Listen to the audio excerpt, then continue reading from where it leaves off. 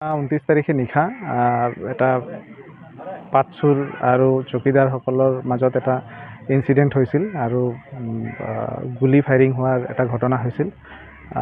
মই সমষ্টিত নাছিলোঁ, অৱশ্যে সেই সময়তে মই ফোনযোগে যি পাৰোঁ খবৰ লৈছিলোঁ।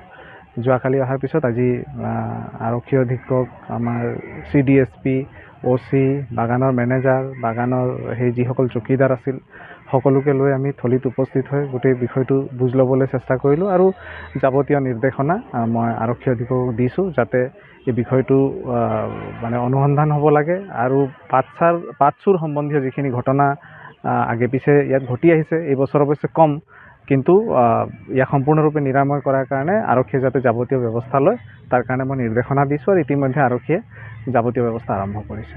এইটোতো 10-15 বছৰ আগৰ পৰাই বিভিন্ন ধৰণৰ ঘটনা ডুমডুমা অঞ্চলত ঘটা আমি দেখিছোঁ, কিন্তু লাহে লাহে কমি আহিছে। 21 চনৰ পৰা লাহে লাহে কমি আহিছে। এইটো মানে 21 চনৰ পৰা আজিৰ ভিতৰত এইটো প্ৰথম ঘটনা।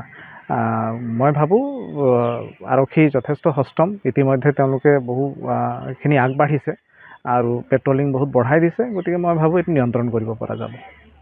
29 তাৰিখে নিশা এটা পাটচুৰ আৰু চকীদাৰসকলৰ মাজত এটা ইনচিডেণ্ট হৈছিল আৰু গুলি ফায়াৰিং হোৱাৰ এটা ঘটনা হৈছিল।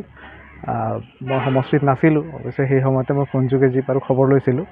যোৱাকালি অহাৰ পিছত আজি আৰক্ষী অধীক্ষক, আমাৰ CDSP, OC, বাগানৰ মেনেজাৰ, বাগানৰ সেই যিসকল চকীদাৰ আছিল, সকলোকে লৈ আমি থলীত উপস্থিত হৈ গোটেই বিষয়টো বুজ ল'বলৈ চেষ্টা কৰিলোঁ আৰু যাৱতীয় নিৰ্দেশনা মই আৰক্ষী অধীক্ষকক দিছোঁ, যাতে এই বিষয়টো মানে অনুসন্ধান হ'ব লাগে আৰু পাটচুৰ সম্বন্ধীয় যিখিনি ঘটনা আগে পিছে ইয়াত ঘটি আহিছে, এই বছৰ অৱশ্যে কম, কিন্তু ইয়াক সম্পূৰ্ণৰূপে নিৰাময় কৰাৰ কাৰণে আৰক্ষীয়ে যাতে যাৱতীয় ব্যৱস্থা লয়, তাৰ কাৰণে মই নিৰ্দেশনা দিছোঁ আৰু ইতিমধ্যে আৰক্ষীয়ে যাৱতীয় ব্যৱস্থা আৰম্ভ কৰিছে। এইটোতো 10-15 বছৰ আগৰ পৰাই বিভিন্ন ধৰণৰ ঘটনা ডুমডুমা অঞ্চলত ঘটা আমি দেখিছোঁ, কিন্তু লাহে লাহে কমি আহিছে। 21 চনৰ পৰা লাহে লাহে কমি আহিছে।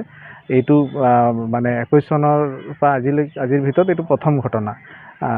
মই ভাবোঁ আৰক্ষী যথেষ্ট সষ্টম, ইতিমধ্যে তেওঁলোকে বহুখিনি আগবাঢ়িছে আৰু পেট্ৰলিং বহুত বঢ়াই দিছে, গতিকে মই ভাবোঁ এইটো নিয়ন্ত্ৰণ কৰিব পৰা যাব। যিকোনো খবৰৰ বাবে যোগাযোগ কৰক 7099017330 লগতে 7099017110 নম্বৰত।